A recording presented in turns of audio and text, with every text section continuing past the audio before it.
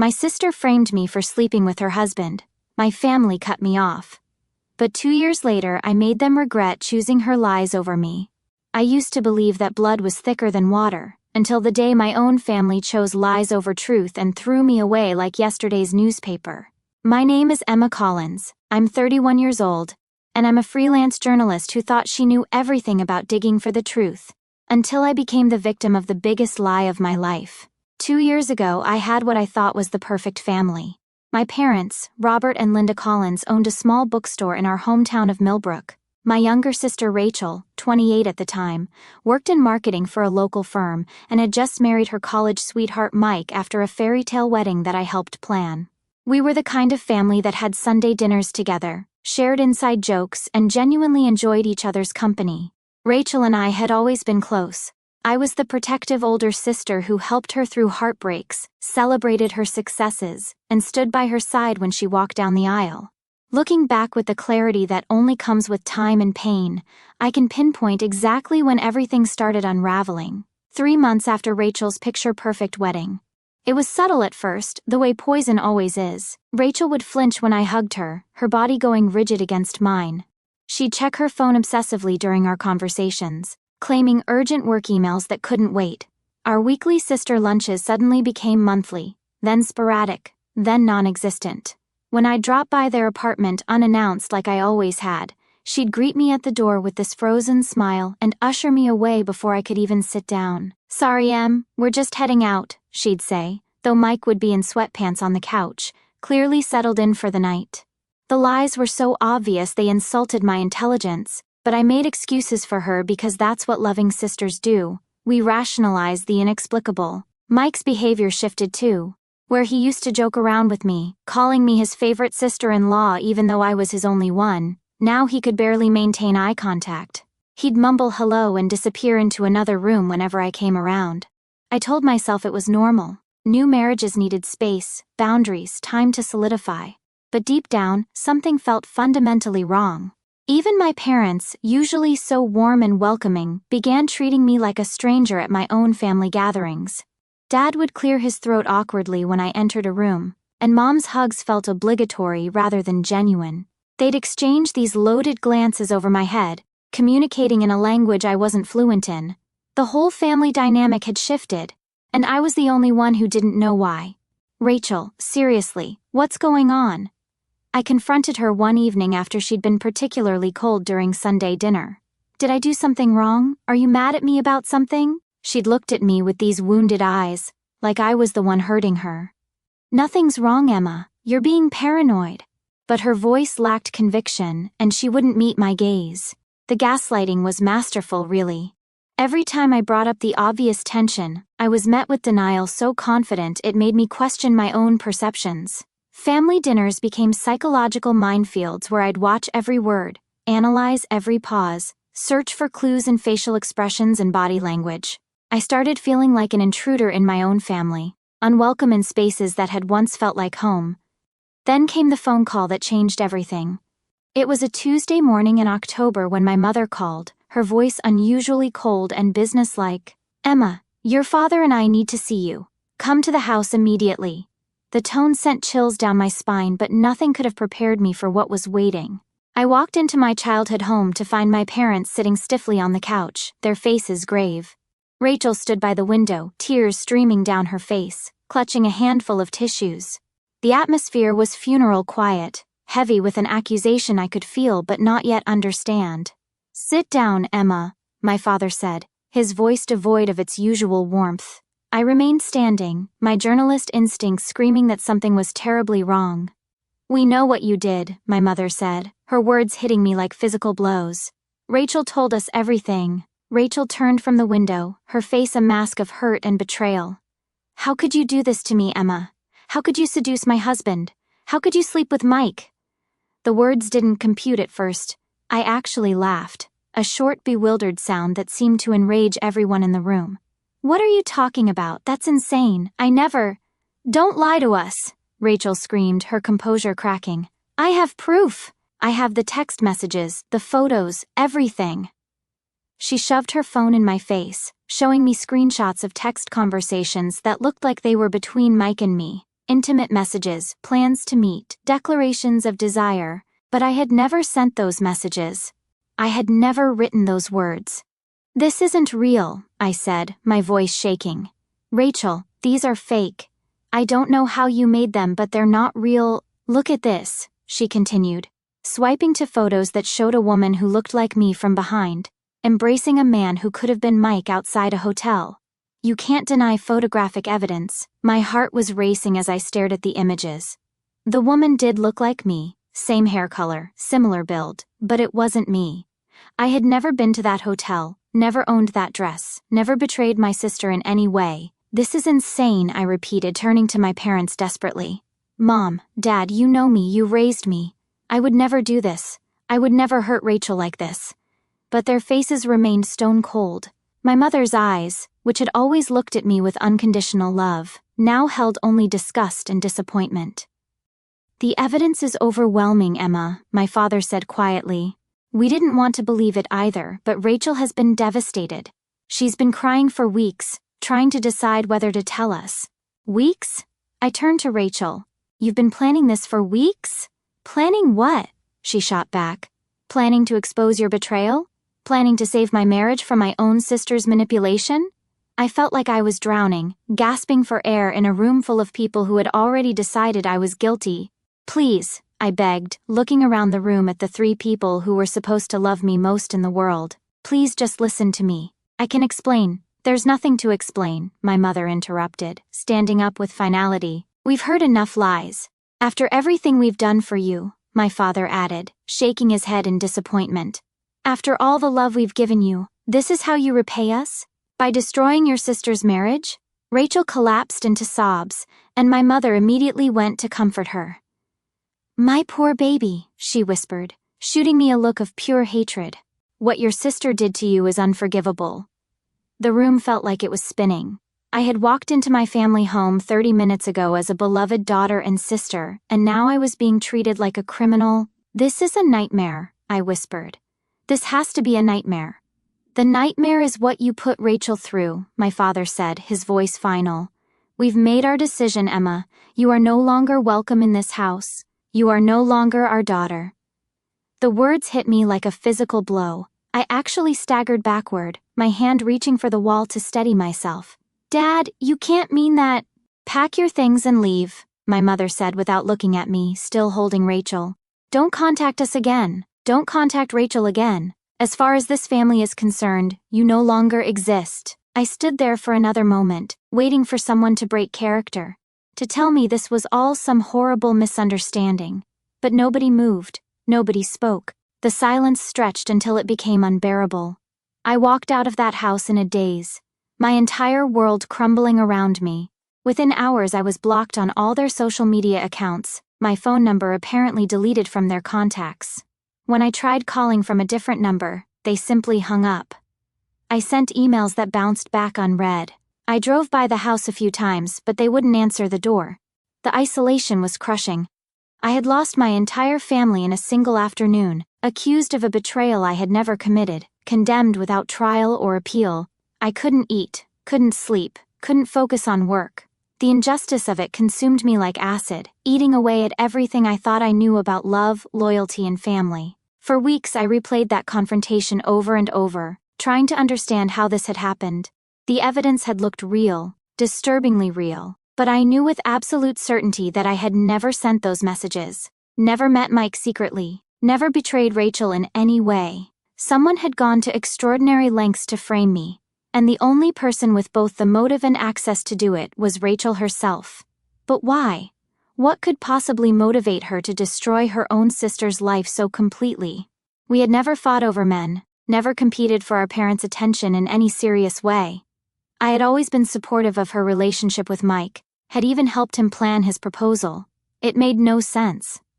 The first year was the hardest. I threw myself into work, taking on investigative pieces that kept me traveling and distracted. I moved to a small apartment across town, avoiding places where I might run into anyone from my old life. The loneliness was suffocating, but I was determined to rebuild myself from the ashes of their betrayal. Slowly, I began to heal. I made new friends, developed new routines, found success in my career that I had never imagined possible. The pain never fully went away, but it transformed from acute agony into a dull ache that I learned to live with.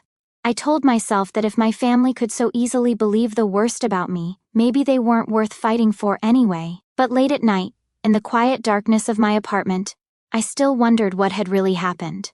I still missed the people I thought I knew. I still hoped that someday, somehow, the truth would come out. I had no idea that day would come sooner than I imagined. It was a rainy Thursday in November, almost exactly 2 years after my exile, when my phone rang with a number I didn't recognize. I almost didn't answer. Spam calls had become increasingly annoying, but something made me pick up. "Emma, it's Mike." I nearly dropped the phone. Mike's voice, which I hadn't heard since that terrible day, sounded hollow and exhausted. "Mike?" I managed. "How did you get this number?" "I have something to tell you," he said without preamble. "Something you need to know. Can we meet?" My hands were shaking. "I don't think that's a good idea. If Rachel finds out..." "Rachel and I are divorced," he said quietly. "Have been for 6 months now. And Emma, she lied. About everything. She lied about all of it." The words hit me like lightning. I sat down hard, my legs suddenly unable to support me. "What do you mean?" "I mean you never did anything wrong. You never sent those messages, never met me at any hotel, never betrayed anyone." Rachel made it all up. The phone slipped in my sweaty palm. 2 years of pain, isolation, and questioning my own sanity suddenly crystallized into rage so pure it took my breath away. "How do you know?" "Because she told me," Mike said, his voice breaking. "Last month, during one of our final fights, she finally admitted it. She said she made up the whole thing because she was having an affair with her boss and needed someone to blame when I started getting suspicious. She chose you." I couldn't speak. The room seemed to tilt around me as 2 years of carefully constructed emotional walls came crashing down. "Emma? Are you there?" "She destroyed my entire life," I whispered, the words barely audible. "She took my family. She made them hate me. She made me hate myself." "I know," Mike said, and I could hear tears in his voice. "I'm so sorry. I should have questioned it more, should have talked to you directly, should have demanded real proof instead of just accepting what she showed me. I failed you too. Do you have evidence?" The journalist in me was already thinking ahead, already planning. "Can you prove she lied?" "Yes," he said immediately. "I recorded our conversation when she confessed. I also found the original photos she used to create those fake images. She hired someone online to Photoshop them. And I have text messages between her and her boss that prove the affair was going on months before she accused you." "Send me everything," I said, my voice steadying as purpose flooded through me. "Every single piece of evidence you have. Are you going to confront them?" I was quiet for a long moment, thinking. 2 years ago I had been a victim, shocked, devastated, unprepared. But I wasn't that person anymore. I was a seasoned investigative journalist who had learned how to dig for truth, how to build airtight cases, how to expose lies and hold people accountable for their actions. "I'm going to do more than confront them," I said finally. "I'm going to make sure everyone knows exactly what kind of person Rachel Collins really is." Over the next 3 weeks, I worked like a woman possessed. Mike's evidence was just the beginning. Using every investigative skill I had developed, I dug deeper into Rachel's life, her marriage, her affair. I discovered that her boss, a married man named David Chen, had been fired from his company when their relationship came to light. I found social media posts and photos that contradicted her timeline. I even located the freelance graphic designer she had paid to create the fake text messages and photos. Most importantly, I crafted my response, not as an emotional, desperate sister trying to clear her name, but as a professional journalist presenting an unassailable case. I wrote an article, initially for a major publication, about manipulation tactics within families, how false accusations can destroy lives, and the long-term psychological damage of parental abandonment. I didn't use real names, but anyone who knew the situation would recognize the story immediately. The article was scheduled to publish in 2 weeks, which gave me time for the final phase of my plan, the confrontation. I called my parents' house on a Sunday morning, knowing they would be home from church. My mother answered, and I could hear her sharp intake of breath when she recognized my voice. "Emma, how did you—" "Hello, Mom," I said calmly. "I need to see you, Dad, and Rachel today. There's something important we need to discuss. We told you never to contact us again, she said, but her voice lacked the conviction it had carried 2 years ago. It's about Rachel's lies, I said simply. It's about the truth. 1 o'clock at the house. Make sure Rachel is there. I hung up before she could respond. At exactly 1 o'clock, I walked up the familiar path to my childhood home. Through the window, I could see all 3 of them sitting in the living room, the same configuration as that terrible day 2 years ago. But this time, I was the one holding all the cards. I let myself in. They had never changed the locks, and stood in the doorway of the living room, looking at the 3 people who had once meant everything to me. "Hello, family," I said quietly. Rachel looked pale and nervous, her eyes darting between me and our parents. Mom and Dad appeared older, more worn down than I remembered. The past 2 years hadn't been kind to any of them. "Emma," my father started, "we told you that I was no longer your daughter," I finished. "Yes, I remember. I remember everything about that day. But today is different. Today, we're going to talk about the truth." I walked to the center of the room and pulled out my laptop, setting it on the coffee table. "Rachel, would you like to tell them, or shall I?" Rachel's facade cracked slightly. "Tell them what? About your affair with David Chen, about the fake text messages you created, about the photoshopped images, about how you framed me for a betrayal you committed yourself." The room went dead silent. My parents looked confused, but I could see doubt creeping into their expressions for the first time in 2 years. "That's ridiculous," Rachel said, but her voice was shaking. "Why would I?" "Because you were cheating on your husband with your married boss, and when Mike started getting suspicious, you needed a scapegoat," I said calmly. "You chose me because you knew our parents would believe you over me. You chose me because you're a coward who couldn't face the consequences of your own actions." "Emma, that's enough," my mother said, but she was looking at Rachel now, searching her face. "Is it?" I opened my laptop and clicked play on Mike's recording. Rachel's voice filled the room, clear and undeniable. "I made it all up, okay? Emma never did anything. I needed someone to blame, and she was convenient. I knew Mom and Dad would choose me over her." The silence that followed was deafening. My parents stared at Rachel in shock, their faces cycling through disbelief, horror, and dawning understanding. I didn't," Rachel stammered, but the evidence was overwhelming. I played the next recording, Rachel talking to her friend about the affair, laughing about how easy it had been to fool everyone. Then I showed them the original photos she had used for the fake evidence, and the emails with the graphic designer who had created the false text messages. "My God," my father whispered, his face going gray. "Rachel, what have you done?" "I can explain," Rachel said desperately, tears starting to flow. "I was scared, I was confused, I made a mistake." "A mistake?"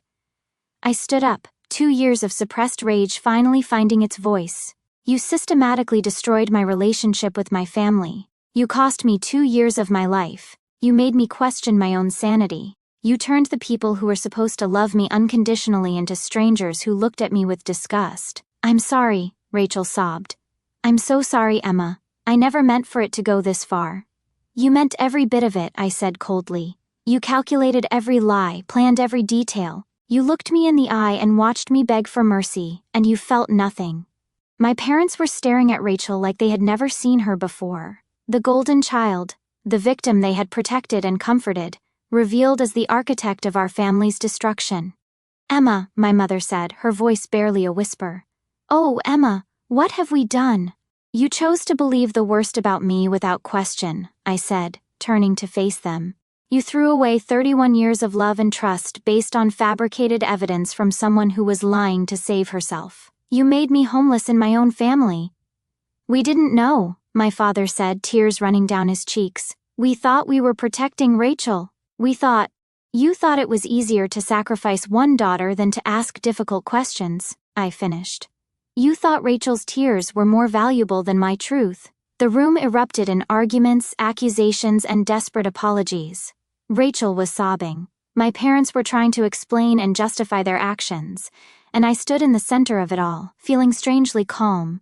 "I have something else to show you," I said, raising my voice above the chaos. They fell silent again, all eyes on me. I opened a new browser window and navigated to the website of a major news publication. There, featured prominently, was my article, When Family Becomes the Enemy, a case study in manipulation and false accusations. This publishes in the morning, I said. It doesn't use your real names, but anyone who knows our story will recognize it immediately. It details exactly how someone can weaponize family loyalty to destroy an innocent person's life. Rachel went white. Emma, you can't. This will ruin me. Like you ruined me? Please, she begged. I've already lost my job, my marriage, everything. Don't do this. You lost those things because of your own choices, I said. I'm not ruining you, Rachel. I'm just making sure the truth finally sees daylight.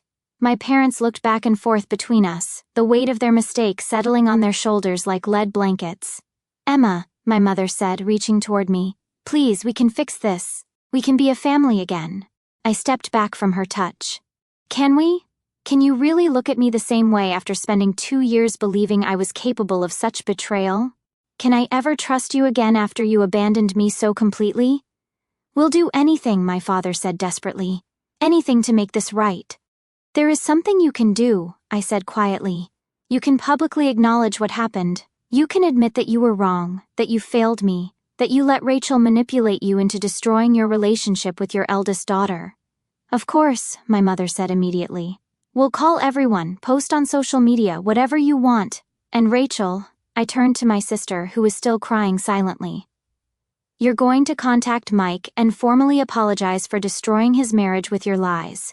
You're going to write a letter to our extended family explaining what you did. And you're going to get help, real psychological help. Because what you did isn't normal sister rivalry, it's sociopathic. Rachel nodded miserably, no longer trying to defend herself. I closed my laptop and picked up my purse. I'm moving to Chicago next month. I got a job offer from the Tribune, senior investigative journalist. I'm going to build a new life there. Emma, wait, my father said, standing up. Does this mean, are we family again? I paused at the doorway, looking back at the 3 people who had shaped my early life and then nearly destroyed me. I don't know, I said honestly. I know you're sorry. I know you were manipulated. But I also know that when it mattered most, you chose to believe the worst about me. That's not something I can just forget. But you might forgive us someday? My mother asked hopefully. Maybe, I said. But it won't be the same. It can never be the same. I left them sitting in that living room, finally facing the consequences of their choices. The article published the next morning and went viral within hours. Rachel's reputation in our small town was permanently damaged. She moved away within a month, apparently to stay with distant relatives in another state. My parents did as I asked. They publicly acknowledged their mistake, admitted they had wronged me, and expressed their regret to anyone who would listen. They reached out periodically, sending careful emails and text messages, never demanding forgiveness but always expressing their love and remorse. I responded sometimes, brief, polite messages that maintained a connection without rebuilding intimacy. I wasn't ready for more, and I wasn't sure I ever would be. Chicago was everything I needed it to be, a fresh start in a city where nobody knew my story, where I could build relationships based on who I was now, rather than who I had been. I excelled at the Tribune, winning awards for my investigative work on corruption and injustice. Ironic perhaps that my own experience with lies and manipulation had made me better at exposing them in others. I made new friends, dated occasionally, built a life that was entirely my own. The pain of what my family had done to me never fully disappeared, but it transformed into something manageable, a scar rather than an open wound. 6 months after moving to Chicago, I received a package with no return address. Inside was a handwritten letter from Rachel, 20 pages of rambling apology, explanation, and self-recrimination. She detailed her affair, her fears about being discovered, her panic when Mike started asking questions. She explained how the idea to frame me had come to her gradually, how she had convinced herself it was temporary, just until she could figure out what to do. She wrote about her therapy sessions, her depression, her complete social isolation since the truth came out. She begged for forgiveness, for understanding, for a chance to somehow make amends. I read the letter once and then threw it away. Some betrayals are too deep for forgiveness, some trust too broken for repair. Rachel had made her choice when she decided to destroy my life to save her own. I had made mine when I decided to stop letting her have power over me. On a crisp autumn morning, Exactly 3 years after that terrible day when my family disowned me, I sat in my Chicago apartment with my coffee and my laptop, working on an investigative piece about corporate fraud. My phone buzzed with a text from my mother, a photo of the first snow of winter at their house, with a simple message, "Thinking of you." I looked at the photo for a long moment, feeling the familiar pang of loss and longing. Then I typed back, "Beautiful. Hope you're staying warm." It wasn't forgiveness, and it wasn't reconciliation, but it was acknowledgement that some love survives even the worst betrayals, even if it can never again be unconditional. I learned that sometimes the family you choose is stronger than the family you're born into. And sometimes walking away isn't giving up, it's finally choosing yourself. I learned that blood may be thicker than water, but truth is thicker than blood. And most importantly, I learned that no one can take away your worth unless you let them, not even the people who gave you life. The snow in the photo looked peaceful, covering the landscape where I had once been so happy, where I had once felt so safe. I was glad for my parents that they still had that peace, even if I could never fully share it again. As for me, I had found something better. I had found myself, strong and whole and free, built from the ashes of their betrayal into something they could never break again.